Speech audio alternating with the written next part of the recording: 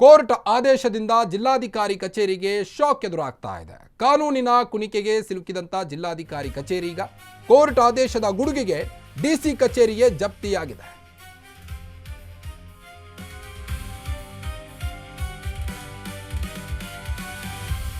ಕಾನೂನಿನ ಕುಣಿಕೆಗೆ ಸಿಲುಕಿದಂತ ಜಿಲ್ಲಾಧಿಕಾರಿ ಕಚೇರಿ ಕೋರ್ಟ್ ಆದೇಶದ ಗುಡುಗಿಗೆ ಡಿಸಿ ಕಚೇರಿಗೆ ಜಪ್ತಿಯಾಗಿದೆ. ಹೋರಾಟದಲ್ಲಿ ಗೆದ್ದ ಗುತ್ತಿಗೆದಾರ ಡಿಸಿ ಕಚೇರಿಗೆ ಈಗ ಬಿಸಿ ತಟ್ಟಿದೆ. ಕೋರ್ಟ್ ಆದೇಶದಿಂದ ಜಿಲ್ಲಾಧಿಕಾರಿ ಕಚೇರಿಗೆ ಶಾಕ್ ಎದುರಾಗಿದೆ. ಈಗ ಕಾನೂನಿನ ಕುಣಿಕೆಗೆ ಜಿಲ್ಲಾಧಿಕಾರಿ ಕಚೇರಿ ಸಿಲುಕಿದೆ. ಕೋರ್ಟ್ ಆದೇಶದ ಗುಡುಗಿಗೆ ಡಿಸಿ ಕಚೇರಿಯೇ ಜಪ್ತಿಯಾಗಿದೆ. ಹೋರಾಟದಲ್ಲಿ ಗುತ್ತಿಗೆದಾರ ಗೆದ್ದಿದ್ದು ಡಿಸಿ ಕಚೇರಿಗೆ ಬಿಸಿ ತಟ್ಟಿದೆ.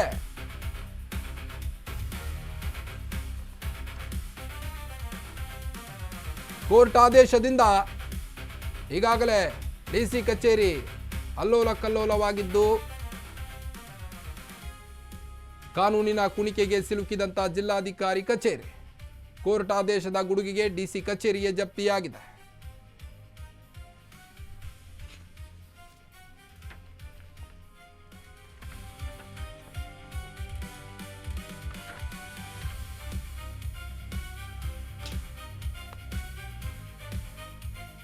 ನೋಡಿ, ಕೋರ್ಟ್ನಿಂದ ಗದಗ ಜಿಲ್ಲಾಧಿಕಾರಿ ಕಚೇರಿ ಜಪ್ತಿಯಾಗಿದೆ. ಕಚೇರಿಯ ಕಂಪ್ಯೂಟರ್ ಮತ್ತು ಪೀಠೋಪಕರಣ ಜಪ್ತಿಯಾಗಿದೆ. ಈಗ ಕಾಮಗಾರಿ ಬಿಲ್ ಬಾಕಿ ಉಳಿಸಿಕೊಂಡಿದ್ದಂತ ಡಿಸಿ ಕಚೇರಿ, ಹೀಗಾಗಿ ಗುತ್ತಿಗೆದಾರ ಕಾನೂನಿನ ಹೋರಾಟಕ್ಕೆ ಮುಂದಾಗಿದ್ರು. ಅದಾದ ನಂತರದಲ್ಲಿ ಗುತ್ತಿಗೆದಾರನಿಗೀಗ ಗೆಲುವು ಸಿಕ್ಕಿದ್ದು ಡಿಸಿ ಕಚೇರಿ ಅಲ್ಲೋಲ ಕಲ್ಲೋಲವಾಗಿದೆ. ಈಗ ಗದಗ ಜಿಲ್ಲೆ 2012-14 ಸಾಲಿನಲ್ಲಿ ನಡೆದಂತ ಕಾಮಗಾರಿ ಇದಾಗಿತ್ತು. ಶಿರಹಟ್ಟಿ, ಮುಂಡರ್ಗಿ, ಮುಳುಗುಂದದಲ್ಲಿ ಕಾಮಗಾರಿಯನ್ನ ಮಾಡಿದ್ರು ಗುತ್ತಿಗೆದಾರ. 15 ಕೋಟಿ ವೆಚ್ಚದಲ್ಲಿ ಕಾಮಗಾರಿ ಮಾಡಿದ್ರು ಈ ಒಬ್ಬ ಗುತ್ತಿಗೆದಾರ. ಎಸ್ ಪೊಲೀಸ್ ಪಾಟೀಲ್ರಿಂದ ಕಾಮಗಾರಿ ಮಾಡಲಾಗಿತ್ತು.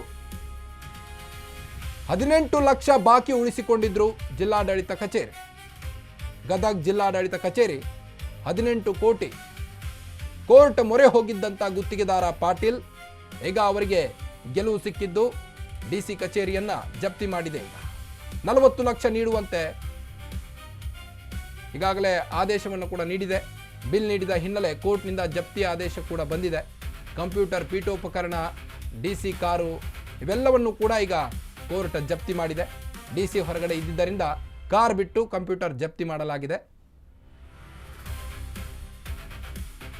ಕೋರ್ಟ್ನಿಂದ ಗದಗ ಜಿಲ್ಲಾಧಿಕಾರಿ ಕಚೇರಿ ಈಗ ಜಪ್ತಿಯಾಗಿರುವುದು. ಪೊಲೀಸ್ ಪಾಟೀಲ್ ಎನ್ನೋ ಗುತ್ತಿಗೆದಾರನಿಗೆ ಡಿಸಿ ಕಚೇರಿ ಮೋಸ ಮಾಡಿತ್ತು. ಕಾಮಗಾರಿಯನ್ನ ಮಾಡಿಸಿಕೊಂಡು ದುಡ್ಡು ಕೊಡದೆ ಸತಾಯಿಸ್ತಾ ಇತ್ತು. ಹೀಗಾಗಿ ಕೋರ್ಟ್ ಮೊರೆ ಹೋಗಿದ್ದಂತ ಪೊಲೀಸ್ ಪಾಟೀಲ್ ಈಗ ಕೋರ್ಟ್ನಲ್ಲಿ ಗೆದ್ದು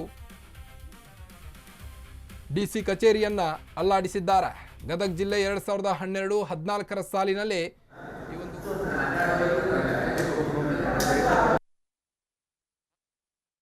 ಇದು 2012-13 ಗುತ್ತಿಗೆದಾರರ ಬಿಲ್ ಪಾವತಿ ಬಗ್ಗೆ ಅಲ್ಲಿ ಆರ್ಬಿಟ್ರಿ ಇವಾಗ ಅವ್ರಿಗೆ ಬರೋಕ್ಕಾಗಿದ್ದು 15 ಕೋಟಿ ಕಾಮಗಾರಿ ಮಾಡಿದ್ರು.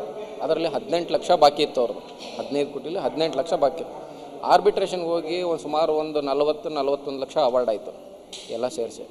ಅಲ್ಲಿಂದ ಅವರು ಪೇಮೆಂಟ್ ಮಾಡಿಲ್ಲ. ಯಾರು DVDC ಅವರು ಮಾಡಿಲ್ಲ, DC ಅವ್ರನ್ನೂ ಅದರದ್ದು ಜವಾಬ್ದಾರಿ ತೊಗೊಂಡಿಲ್ಲ. ಸುಮಾರು ಹೀಗೆ ಕಾಲಹರಣ ಮಾಡ್ಕೊಂಡು ಬಂದರು. ಇವಾಗ ನಾವು ಈಗ ಎಕ್ಸಿಕ್ಯೂಷನ್ ಕೇಸ್ ಹಚ್ಚಿ ವಾರಂಟ್ ಜಪ್ತಿ ತೊಗೊಂಡ್ರು ಕೂಡ ಅವರು ಯಾವುದೇ ನೀರಿದಂಥ ಕ್ರಮ ಕೈಗೊಂಡಿಲ್ಲ. ಮತ್ತು ಅವ್ರು ಕೇಳಿದ್ರೆ ಹಾರಿಕೆ ಉತ್ತರ ಕೊಡ್ತಾರೆ. ಇಲ್ಲಿ ಯಾರು ಪ್ರಾಜೆಕ್ಟ್ ಡೈರೆಕ್ಟರ್ ಆಯ್ತು, ಇವರು DC ಆಫೀಸ್ನವ್ರು ಆಯ್ತು, ಸುಮಾರು ಬರೀ ಹಾರಿಕೆ ಉತ್ತರ ಕೊಡೋದು. ಇವಾಗ ತುಂಬ್ತೀವಿ, ನಾಳೆ ತುಂಬ್ತೀವಿ, ಸರ್ಕಾರದ ಕೂಡ ಸಮಾಲೋಚನೆ ಮಾಡ್ತಾಯಿದ್ವಿ, ಸರ್ಕಾರದ ಕೂಡ ಪತ್ರ ಬರೆದಿದ್ವಿ, ಹಾಗೆ ಹಿಂಗೆ ಅಂತ ಇದನ್ನು ಕೊಟ್ಟಿದ್ದಾರೆ. ಏನ್ರಿ ಕನ್ವರ್ಸೇಷನ್ ಮಾಡಿದ್ವಿ ಅಂತ ಹೇಳಿದಾರೆ. ಬಟ್ ಇಲ್ಲಿವರೆಗೂ ನಮ್ಮ ಗುತ್ತಿಗೆದಾರದು ಯಾವುದೇ ಥರದ ಬಿಲ್ಲನ್ನು ಪಾವತಿ ಮಾಡಿಲ್ಲ. ಅದಕ್ಕೆ ನಾವು ಕೋರ್ಟ್ನಿಂದ ಜಪ್ತಿ ಆರ್ಡರ್ ತೊಗೊಂಡಿದ್ವಿ. ಹೆಚ್ಚುವರಿ ಸತ್ರ ಜಿಲ್ಲಾನೇಶ್ವರ ಗದಗಿನಿಂದ ಇದನ್ನು ವಾರಂಟ್ ಜಪ್ತಿ ಆರ್ಡರ್ ತೊಗೊಂಬಂದು ಇವಾಗ DC ಕಾರು ಮತ್ತು ಪೀಠೋಪಕರಣಗಳು ಮತ್ತು ಕಂಪ್ಯೂಟರ್ನ ಜಪ್ತಿ ಮಾಡಕ್ಕೆ ನೋಡಿದ್ವಿ. ಬಟ್ ಅವ್ರು DC ಅವ್ರೇನೋ ಇದಕ್ಕೆ ಹೋಗಿದ್ದಾರೆ, ಹೇಗೆ ಬೆಂಗಳೂರಿಗೇನೋ ಹೋಗಿದ್ದಾರೆ ಅಂತ.